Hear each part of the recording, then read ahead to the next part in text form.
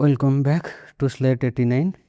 Last video में हम लोग फिगर इट आउट सॉल्व किए थे और रे क्या है, लाइन क्या है, लाइन सेगमेंट क्या है, पॉइंट क्या है, इसे समझे थे। इस वीडियो में एंगल्स और उसका जो फिगर इट आउट क्वेश्चन है वो सॉल्व करेंगे। एंगल्स क्या है वो जानेंगे और कंपेयरिंग एंगल्स, कैसे एंगल को कंपेयर करते हैं, कितने टाइप के एंगल होते हैं, ये सारे चीज़ जानेंगे। तो सबसे पहले समझते हैं एंगल क्या है। An angle is formed by two arose having common starting point. दो आरो होना चाहिए और जिसका एक कॉमन स्टार्टिंग पॉइंट होगा। सपोज एक आरो हम बनाते हैं ओ ए, फिर एक आरो बनाते हैं ओ बी। तो ओ ए ओ बी दो आरो, उसका कॉमन स्टार्टिंग पॉइंट है ओ। कॉमन स्टार्टिंग पॉइंट जो है ओ है। इसी ओ को वर्टेक्स कहते हैं। इसी ओ को क्या कहते हैं? ये कॉमन स्टार्टिंग पॉइंट जो है उसे वर्टेक्स कहते हैं। और जो दो रेज है ओ बी ओ ए, इसे आर्म्स कहते हैं। और इसे कैसे पढ़ते हैं? एक साइड से शुरू करके दूसरे साइड तक ये पूरा एंगल है। एंगल को कैसे पढ़ते हैं? ए ओ बी एंगल। और एक एंगल बनाते हैं पी क्यू आर।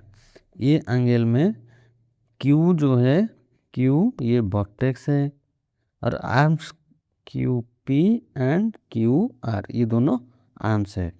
ये एंगल कौन सा हुआ? P Q R angle. अब देखते हैं which angle is greater. So angle के बीच में इस फिगर में एंगल के बीच में ये जो है ये एक आर्क है। अगर विदाउट प्रोटेक्टर या फिर कौन सा भी मेजरमेंट का टूल बिना यूज़ किए अगर हम बताएं कौन सा एंगल ग्रेटर है, तो इसके बीच में जो आर्क है ये आर्क को देखना है। जिस एंगल का आर्क बड़ा है वो एंगल बड़ा है। पेज नंबर 19 पे जो फिगर इट आउट क्वेश्चन है, पहला number, can you find the angles in the given picture, draw the ray performing any one of the angles and name the vertex of the angle. So यहाँ पे एक भी angle draw करना है और उसका वर्टेक्स लिखना है। तो हम ये एंगल ड्रा करते हैं ए डी बी, तो ड्रा करते हैं, ये हो जाएगा। तो बी डी ए, तो बी डी ए एंगल में ए बी डी दो आर्म्स है और जो डी है पॉइंट डी, इसे क्या कहते हैं? वर्टेक्स। और यहाँ पे ये विंडो में ये सारे एंगल्स 90 डिग्री होंगे और जिस जिस पॉइंट को पकड़ के आप एंगल करोगे उसका नेमिंग कर सकते हो। नंबर 2 है draw and label an angle with arms S T and S R. So एक वर्टेक्स कॉमन पॉइंट लेना है एंगल करने के लिए, वो है एस। फिर एक रे एस टी है, तो एस से टी तक का एक लाइन खींचना है और इसे नेम देना है टी। एंगल है इसीलिए रे बनाना पड़ेगा। फिर एस से आर, ये एंगल हुआ T S R. Number 3, explain why A P B cannot be labelled as P. A P B यहाँ से ए पी बी एंगल, इसे हम पी एंगल क्यों नहीं कह सकते? क्योंकि जो एंगल पी है वो कहाँ से शुरू होता है? ए पी सी, इससे हम पी कह सकते हैं। लेकिन जब ए पी बी ये एंगल है, ये एंगल कभी भी ये एंगल नहीं है, ये एंगल बड़ा वाला एंगल है जो पी है, इसीलिए इसे ए पी बी नहीं कह सकते। इसे क्या कह सकते? A P C is equals to angle P. Angle P जो है वो बड़ा वाला है, ये बड़ा वाला एंगल है। नंबर 4 देखते हैं, name the angles marked in the given figure. Number 4, name the angles marked in the given figure. ये फिगर में कौन कौन सा एंगल है? तो ये एक एंगल है और ये बड़ा वाला एक एंगल है, दो एंगल पूछा है। तो ये वाला जो एंगल है एक साइड से पढ़ते हैं आर टी क्यू।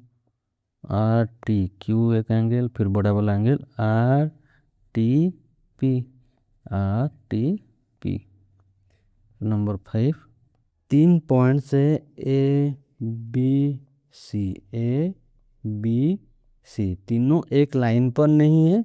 इसके बाद उसे कनेक्ट करना है, तीनों को कनेक्ट कर दिए तब कौन कौन सा एंगल बनता है वो लिखना है। सो एंगल, ये एक एंगल है, ये एक एंगल है, ये एक एंगल है, तो तीनों एंगल का नेम लिखना है हमें। सो पहला ये एंगल कैसे लिखेंगे, इस साइड से स्टार्ट करके इस साइड तक, तो बी ए सी एक एंगल है। फिर ये वाला एक एंगल है, इसे कैसे, इस साइड से स्टार्ट करके इस साइड तक ए बी सी एक एंगल है। फिर ये वाला एंगल के लिए यहाँ से शुरू करके यहाँ तक जाना है हमें, तो ए सी बी एक एंगल है। अब समझते हैं एंगल को कंपेयर कैसे करते हैं, कंपेयरिंग एंगल्स। कंपेयरिंग एंगल में ए ओ बी एक एंगल है, सी ओ डी एक एंगल है। अगर आप किसी भी टूल यूज नहीं कर रहे तो सीधा इसकी जो आर्क है, ये आर्क है, ये आर्क को देखना है। जो जिस भी एंगल का आर्क बड़ा है वो एंगल बड़ा है।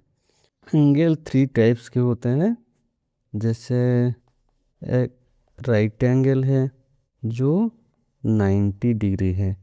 फिर एक्यूट एंगल है, वो 0 से 90 डिग्री तक एंगल को एक्यूट एंगल कहते हैं। फिर ऑब्ट्यूस एंगल है जो 90 से 180 डिग्री तक। तो अब फिगर इट आउट क्वेश्चन देखते हैं जो पेज नंबर 23 पे है। तो नंबर 1 पहले ये कहा है, एक पेपर लेना है, ये जो रेक्टेंगुलर पेपर, उसे पहले बीच से फोल्ड करना है, पूरे बीच से फिर फोल्ड करना है। फिर कॉर्नर से फोल्ड करना है, ये कॉर्नर से फोल्ड करना है। और पूछा है अगर बीच से फोल्ड करे तो कितना एंगल बनता है, और ये कॉर्नर से फोल्ड करते जाए तो छोटा एंगल कब बनता है, बड़ा एंगल कब बनता है। तो पहले जब बीच से इसे फोल्ड करते हैं स्ट्रेट लाइन से तो वो 90 डिग्री होता है। और जब आप कॉर्नर से इसे फोल्ड करते हैं तो एक साइड स्मॉल एंगल्स होते हैं और एक साइड बिग एंगल्स होते हैं। जब फोल्ड कागज़ के एक कोने से दूसरे बिल्कुल दूर वाले कोने तक जाए तो बड़ा एंगल बनता है जो ऑब्ट्यूस एंगल है। और जब फोल्ड कागज़ के किनारे के बहुत करीब हो तो वो एक्यूट एंगल व छोटे एंगल बनते हैं। क्वेश्चन नंबर 2 है, ये जो फिगर दिया गया है, ये फिगर से हमें बताना है कौन सा एंगल बड़ा है कौन सा छोटा है। तो पहले ए ओ बी और एक्स ओ वाई, तो ए ओ बी कौन सा एंगल है, ए ओ बी, ये एंगल ए यहाँ से शुरू होके यहाँ तक ए ओ बी, और एक्स ओ वाई, तो एक्स ओ वाई ये वाला एंगल है। तो ये एंगल के अंदर ये एंगल आता है, ये बड़ा वाला एंगल है, इसीलिए A O B angle is greater than X O Y angle. Number B, angle A O B और angle X O B. A O B ये बड़ा वाला एंगल है और एक्स ओ बी ये वाला एंगल है, तो इसका आर्क बड़ा है तो ये वाला एंगल बड़ा है, कौन, A O B angle is greater than X O B angle. फिर number C, X O B और एक्स ओ सी, तो एक्स ओ बी ये वाला एंगल है, ये वाला बड़ा वाला एंगल है एक्स ओ बी।